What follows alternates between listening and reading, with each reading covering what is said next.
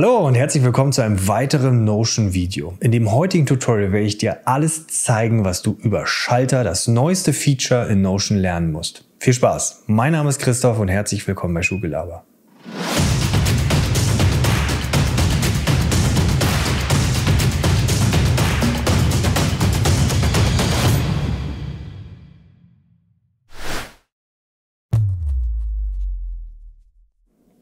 So, dann sind wir schon auf unserer Testseite und wenn ihr das neue Feature zum ersten Mal aufrufen möchtest, dann müsst ihr Slash und dann geht ihr auf Schalter und dann kommt schon das hier hineingeflogen als neue Schaltfläche.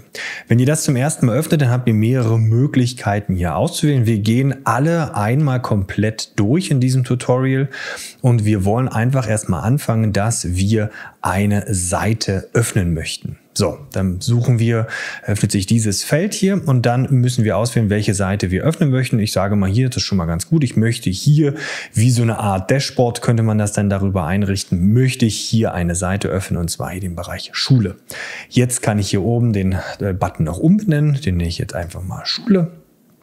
Kann hier noch einen Icon auswählen. Das nehmen wir mal hier, das ist eigentlich ganz cool. School. Drücke auf Fertig und schon habe ich die Möglichkeit, wenn ich hier raufklicke, öffnet sich meine Seite und dann komme ich auf das Dashboard meines LiveOS und zwar den Bereich Schule. So, jetzt könnte ich aber vielleicht noch feststellen, hey, ich möchte, dass das ganz gerne anders geöffnet wird. Dann gehe ich hier auf das Zahnrädchen und sage hier, wie die Seite geöffnet werden soll, indem ich jetzt sage, hier, ich möchte da eine zentrierte oder als ganze Ansicht würde es mir in dem Fall passen. Drücke ich wieder auf Fertig, klicke hier rauf und dann öffnet sich die Seite komplett als Ganzes. Ich könnte jetzt natürlich noch hinzufügen und zwar eine weitere Schaltfläche, indem ich zum Beispiel eine weitere Seite öffne, indem ich zum Beispiel sage, ach komm, ich möchte ganz gerne, dass ich, was weiß ich, nehmen wir mal der Wissensspeicher öffnet. Auch hier kann ich das Ganze umbenennen. Machen wir ein Emoji hin, was weiß ich. Nehme ich hier das Auge, das passt ganz gut. Auch hier sage ich, das soll als ganze Seite geöffnet werden. Fertig. Jetzt kann ich das natürlich wieder hier nehmen und an die Seite ziehen und schon habe ich hier eine schöne Übersicht und könnte jetzt hier raufgehen und dann lande ich hier auf meinen Wissensspeicher.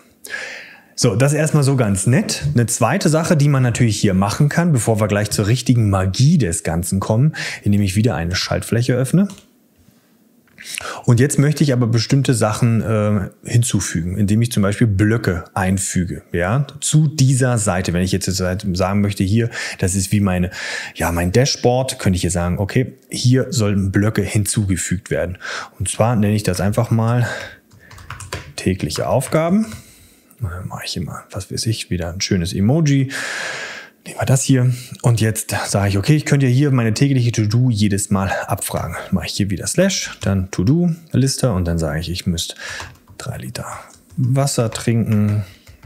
Dann ganz wichtig, Noten geben. Dann möchte ich natürlich Sport machen. Dann noch vielleicht wie meditieren und so weiter und so fort. Das Ganze kann ich jetzt hier fertig und wenn ich darauf klicke, dann entsteht hier meine To-Do, indem ich die jetzt sagen kann, hier habe ich alles erledigt, was ich machen will. Dann kann ich das hier von mir aus wieder löschen. Zack, gehe wieder auf tägliche Aufgaben und schon passiert das Ganze wieder von vorne. Die wahre Magie von Schaltern passiert natürlich, wenn ich das Ganze mit Datenbanken verbinde. Und das zeige ich euch jetzt hier mal an einem anderen Beispiel. Dazu gehen wir einfach mal in die Obersichtsseite meines LiveOS. Und hier habe ich am Anfang, bevor es zu Schalter gekommen ist, habe ich hier, wenn ich eine neue Aufgabe hinzufügen möchte, bin ich hier einfach immer auf die Schaltfläche neue Aufgabe gegangen. Dann hat sich das geöffnet, konnte ich das hinzufügen. Ja, oder wenn ich eine neue Notiz geöffnet habe, habe ich hier auch sozusagen, wie weiß ich, nehme eine Meeting-Vorlage, die ich da habe und dann hat sich das geöffnet und dann war das in dieser Ansicht. Dann muss ich das mit Filtern so umständlich machen, dass ich das immer am Ende des Tages, dass sich das wieder so schön clean hält, dass die dann in die jeweiligen Bereiche reingehen. So, jetzt habe ich das Ganze aber schon mal für mich ein bisschen angelegt, dann zeige ich euch das gleich. Die gleiche Aufgabe, die hier abläuft, habe ich hier auch mit diesem Schalter hinterlegt. Und schon passiert hier genau das Gleiche. Ich öffne das Ganze, ja, kann das jetzt umbenennen und dann wieder die Vorlage als neue Aufgabe hinzufügen und dann kann ich mich hier durcharbeiten. Und das ist für mich, und ihr seht, es ist auch schon hier gleich entstanden, für mich tatsächlich handhabbarer. So, wie kann ich das Ganze jetzt machen, indem ich das mit einer Datenbank verknüpfe? Gehen wir hier mal rein und erstellen diesen Schalter einfach nochmal neu. Gehen wir hier rein, drücken wieder auf Schalter. Und jetzt sage ich, ich möchte eine Seite hinzufügen. Da wird mir schon der Hinweis gegeben, und zwar zu einer bestimmten Datenbank. Gehe ich jetzt hier mal rauf. Jetzt muss ich die Datenbank noch auswählen. Und das Schöne ist, der erkennt dann auch gleich, dass ich zuletzt in diesem Bereich drin war. Dann ist das hier schon ausgewählt. Genau, gehe ich hier rauf auf Aufgaben und jetzt wird jedes Mal eine neue Seite hinzugefügt. Aber, jetzt kommt sozusagen das große Aber, ich möchte, dass die Seite, wenn ich jetzt hier nur raufklicken würde, zack, dann würde der einfach diese Sache hier erstellen. Ich möchte aber, dass sich die Seite öffnet und dass ich das Ganze vernünftig bearbeiten kann. So, gehen wir mal hier wieder rauf auf das Zahnrädchen. Muss ich also noch eine zweite Eigenschaft hinzufügen oder beziehungsweise einen weiteren Schritt. Gehe ich hier auf weiteren Schritt und jetzt möchte ich, dass die Seite geöffnet wird. Und das Schöne ist, der erkennt gleich, hey, du willst doch bestimmt, dass in dieser Automation die Seite geöffnet wird, weil du das ja durchaus Sinn macht, dass wenn ich in der Datenbank was bearbeite, dass sich in dieser Datenbank das Ganze öffnet. Jetzt gehe ich hier drauf, das passt. Jetzt nenne ich das Ganze noch und nenne das in neue Aufgabe, gebe dem einen vernünftigen Emoji. Emoji ist ganz wichtig, wisst ihr ja. Dann gehe ich hier rauf, drücke auf Fertig, drücke neue Aufgabe und schon öffnet sich das. Und kann hier wieder mit meiner Vorlagenseite das öffnen und dann kann ich mich hier durcharbeiten. Mega cool. Dann wird es mich von dieser Ansicht, das kann ich jetzt hier tatsächlich mal einfach hier rauslöschen und kann zack, meinen Arbeitsplatz durchaus ordentlicher gestalten. Machen wir es hier bei den neuen Notizen auch, dass wir gleich mal eine schöne Übersicht haben für mein neues cleanes Dashboard. Das ist genau das Gleiche. Ich gehe wieder auf Schalter, wähle eine Datenbank aus, dass ich sagen möchte, ich möchte dir eine Seite hinzufügen. Und hier auch die Notizen-Datenbank und auch hier wieder die Eigenschaft hinzufügen, die bearbeitet werden kann. Kann ich hier mehrere Sachen, will ich aber gar nicht, dass das automatisiert bearbeitet wird, sondern der nächste Schritt ist, ich möchte eine Seite öffnen und zwar wieder in dieser Automation, drücke hier auf neue Notiz, wähle logischerweise ein neues Emoji aus, fertig. Und jetzt kann ich hier reingehen und kann hier wieder eine Notiz erstellen für mich und kann das jetzt hier drüben auch hinziehen und habe hier jetzt meine neue, verbesserte Ansicht und kann hier noch genauer damit arbeiten.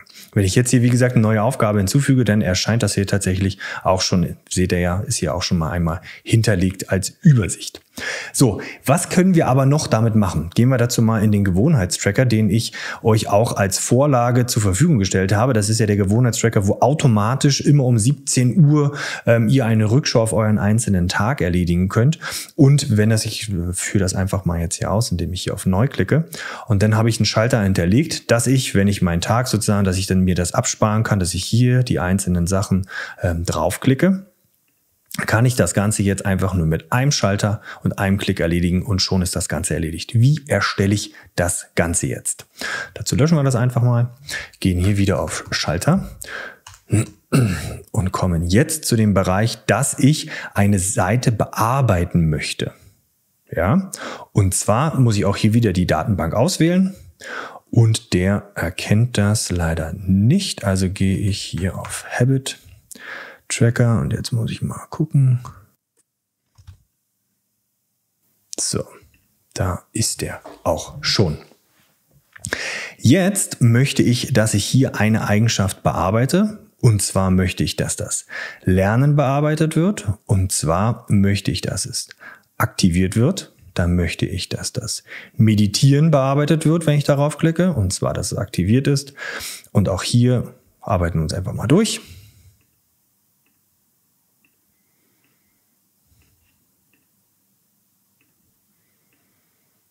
So, jetzt haben wir das hier einmal hinterlegt und jedes Mal würden jetzt alle Seiten hier in dem Habit Tracker, wenn ich ja jetzt auf draufklicke,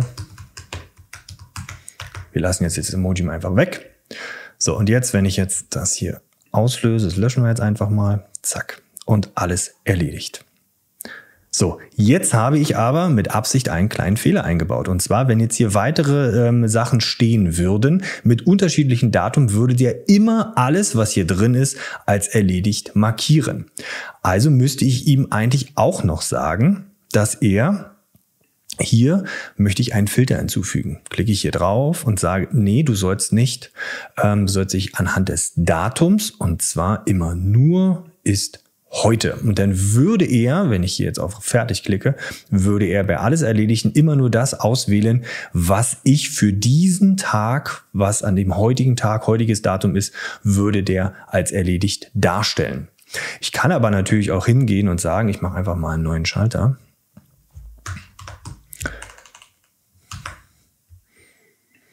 Und kann jetzt hier sagen, ich möchte hier eine Seite bearbeiten und möchte jetzt hier wieder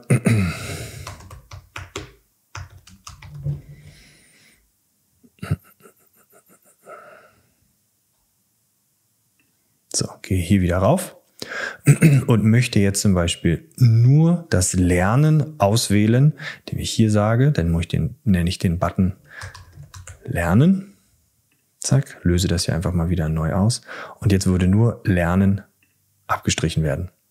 So könnt ihr euch natürlich eure Schalter, wie ihr euch das auch am liebsten hättet, so zusammenbauen, so dass das zueinander hinpasst. Da könntet ihr euch hier die einzelnen Sachen machen oder wie gesagt über den Alles erledigt Schalter.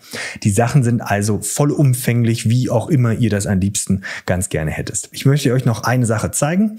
Nehmen wir jetzt mal an, das ist auch der letzte Part, der sozusagen hier in diesem kleinen Tutorial noch fehlt. Ich möchte hier weiteren Schritt hinzufügen und zwar sagen, dass ich zum Beispiel, dass ich gefragt werde, ob ich das wirklich machen möchte. Und dann könnte ich hier noch einen Text hinzufügen, indem ich sage, hey, was möchtest du wirklich fortfahren? Da kann ich noch einen Text hinzufügen und dann, wenn ich das abschließe, dann geht es weiter. Und wenn ich das abbreche, dann wird die Automation gestoppt. Jetzt gehe ich hier einfach mal drauf. Alles erledigt. Möchtest du wirklich weiter fortfahren, könnt ihr mal den Text, wie gesagt, hinzufügen und dann auf Weiterklicken und dann wird das erledigt werden. Lösen wir das Ganze mal aus. Und das Coole ist, auch hier, jetzt fügen wir einfach mal ein Emoji hinzu, indem wir jetzt zum Beispiel das hier nehmen. Ja, jetzt gehen wir hier auf Fertig. Jetzt drücke ich wieder rauf und schaut mal, hier oben hat er das sogar übernommen, das Emoji. Und zack, dann würde er das ausführen. Also ihr seht, Schalter sind wirklich eine unfassbare Erleichterung für eure Arbeit und für euren Workspace. Viel Spaß!